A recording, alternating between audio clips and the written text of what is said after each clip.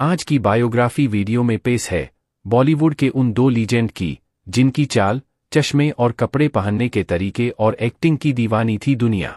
एक ही समय के इन दो महारथियों को लड़ना था एक ही मैदान पर। पूरा किस्सा जानने के लिए आप बने रहिए हमारे साथ। पर्दे पर उनकी एंट्री होते ही लोग तालियां बजाते थे। सिंगल स्क्रीन का जमाना था तो लोग सीटियां बजा बजाकर पूरा माहौल सीटीमय कर देते थे। उनके चलने का अंदाज ऐसा होता था जैसे कोई लीडर चल रहा हो। उनकी हर बात निराली होती थी। चश्मे से झांकती, गुस्से में भरी आंखें, बेल बॉटम जीन्स और फैशन से भरी रंगीन शॉर्ट जैकेट, ये सब कुछ उन्हें पर्दे पर भगवान बना देता था। ये तो सिर्फ आउटलुक की बात है। स्टारडम और एक्टिंग दोनों ही मामले में ये उस्ताद थे। सामने किसी को भी टिकने नहीं देते थे। जो सामने आया पर्दे पर उसे ये खा ही गए। अगर आप सोच रहे हैं कि हम किसकी बात कर रहे हैं तो जवाब है कि हम किसकी नहीं, किनकी बात कर रहे हैं।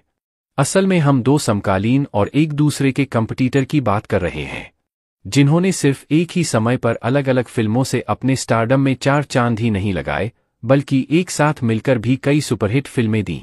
ये नाम है इंडस्ट्री के दो सुपरस्टार्स के, अमिताभ बच्चन और विनोद खन्ना। अब जब दो महारथी एक साथ एक ही मैदान पर अपनी ताकत दिखाने में लगे हों, तो ऐसा मुमकिन तो नहीं कि उनका सामना एक दूसरे से न हो। यही हुआ अमिताभ और विनोद खन्ना के बीच। आज हम उन दोनों के बीच चले उस कोल्ड वॉर पर बात करेंगे, जिसे दोनों ने सार्वजनिक रूप से कभी माना तो नहीं, लेकिन फिल्मी दुनिया की गॉसिप में उनके किस्सों का अपना एक हिस्सा रहा है।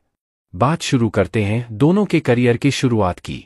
जहां अमिताभ 1969 में पहली फिल्म सात हिंदुस्तानी में नजर आए और काफी फ्लॉप फिल्मों के बाद उनकी पहली हिट फिल्म जंजीर 1973 में रिलीज हुई। वहीं विनोद खन्ना उसके पहले ही इंडस्ट्री में अपने पांव जमा चुके थे। वो स्टार पहले ही बन चुके थे। उन्होंने अपने फिल्मी करियर की शुरुआत विलेन के तौर पर की थी, लेकिन उनकी कदकाठी और चेहरा देखकर उन्हें फिल्मों में हीरो का रोल मिलने लगा था। विनोद खन्ना ने 1968 में मन का मीत से करियर की शुरुआत की थी। फिल्म में लीड हीरो का रोल सुनील दत्त ने निभाया था। इसके बाद मस्ताना, मेरा गांव मेरा देश, आन मिलो सजना, पूरब और पश्चिम, ऐलान और सच्चा झूठा जैसी फिल्मों में भी उन्होंने नेगेटिव रोल प्ले किया। लेकिन गुलजार की नज़र जब उन पर पड़ी तो उन्होंने विनोद को हीरो बना दिया। विनोद को मेरे अपने और अचानक जैसी फिल्मों के लिए साइन कर लिया गया। दोनों फिल्मों से उन्हें अब हीरो के तौर पर भी पहचान मिलने लगी। मतलब दोनों का स्टारडम फेज लगभग एक ही समय पर शुरू हुआ। दोनों की एक के बाद एक हिट फिल्में आनी शुरू हो गईं। दोनों की अपनी अपनी फैन फॉलोइंग बन गई। फैंस के बीच में ये बहस का मुद्दा भी बन गया कि दोनों में बेहतर कौन है। 70 से 80 का दशक ऐसा था जब इन दोनों लीजेंड ने अलग अलग कई मल्टी स्टारर फिल्मों में काम किया।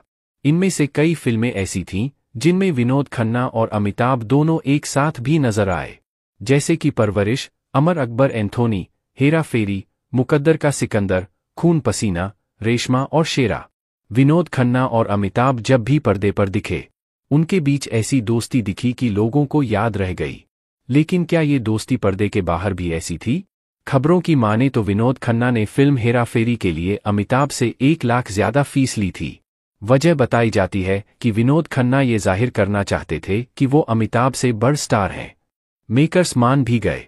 जहां अमिताभ को 1.5 लाख रुपए मिले, वहीं विनोद ने अपने रोल के लिए 2.5 लाख रुपए लिए। विनोद खन्ना जब भी अमिताभ के साथ फिल्मों में दिखे, उनके रोल अमिताभ से ज्यादा पावरफुल रहे। उनका स्क्रीन टाइम भी अमिताभ से ज्यादा होता था।